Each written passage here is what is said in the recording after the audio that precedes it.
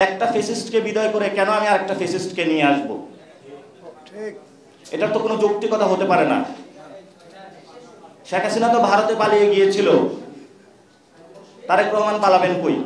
ধানের ব্যাচ থাকুক, বুথে গিয়ে কিন্তু আপনারা এই যে সংস্কার জোটে ভোটটা দিয়ে আসবেন।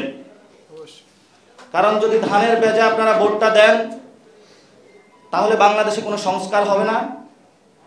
দাঁড়িপাল্লার যদি আপনারা সেখানে ভোট দেন কোনো সংস্কার হবে না। আর আমরা আগামীর পার্লামেন্টে কোনো একক নেতৃত্বে পার্লামেন্ট দেখতে চাই না। কারণ সংস্কার প্রক্রিয়াকে বাধা দিয়ে উনি ইতিমধ্যেই দেখিয়ে দিয়েছেন যে আমি সংস্কারের বিরোধী, আমি রাজা, আমি ফেসিস্ট হয়ে ওঠার প্রচেষ্টায় আছি। তাহলে একটা ফেসিস্টকে বিদায় করে কেন আমি আরেকটা ফেসিস্টকে নিয়ে আসব? এটার তো কোনো যৌক্তিকতা হতে পারে না। শেখ হাসিনা তো ভারতে পালিয়ে গিয়েছিল, তারেক রহমান পালাবেন কই? পালানোর তো জায়গা নাই। কারণ আওয়ামী লীগের একটি বন্ধু রাষ্ট্র ছিল, বিএনপি বলে তাদের নাকি বন্ধু রাষ্ট্র নাই। আসলেই তো সত্য, তাদের বন্ধু রাষ্ট্র নাই। এই জন্য জিয়াউর রহমান আগে বুদ্ধি করে বলেছিলেন, অথবা গানের মধ্যে যেটা আমরা শুনতে পাই, প্রথম বাংলাদেশ আমার শেষ বাংলাদেশ। শেষ যদি বাংলাদেশ করতে হয় তাহলে অবশ্যই আপনাকে রিফর্মের মধ্যে আসতে হবে। কারণ বাংলাদেশ, পুরো বাংলাদেশ রিফর্মের দিকে যাচ্ছে। যদি রিফর্মের দিকে আপনারা যেতে না পারেন তাহলে বিএনপি নামক যে দলটা আছে এটাও নিশ্চিহ্ন হওয়ার পথে হাঁটবে ইনশাআল্লাহ। এখন এই কথাগুলো আপনারা দীর্ঘ সময়কালীন একটি রাজনৈতিক দল গড়েছেন। এই রাজনৈতিক দল একটা ব্যবসায়িক দলের মধ্য দিয়ে এসেছে। এইটি যে দশকে যারা এসেছিল, এমপি হয়েছিল, তাদেরকে হলো গার্মেন্টস ব্যবসা দেওয়া হয়েছিল, বিদেশে যে লোক পাঠানো সেই ব্যবসাগুলো দেওয়া হয়েছিল। সেই ব্যবসাগুলো করে তারা হলো ভোটের মাঠে গিয়ে হলো টাকা দিয়ে ভোট কেনার যেই একটা নিয়ম রীতি সেটা চালু করেছিল।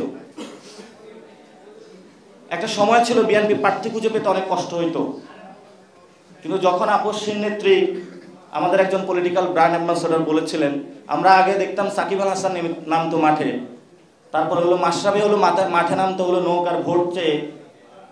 এখন নতুন ব্র্যান্ড অ্যাম্বাসেডর রাজনীতিতে এসেছে, তারা হলো ধানের শীষে হলো ভোট চায়। তো ধানের শীষে যে আপনি ভোটটা চাচ্ছেন,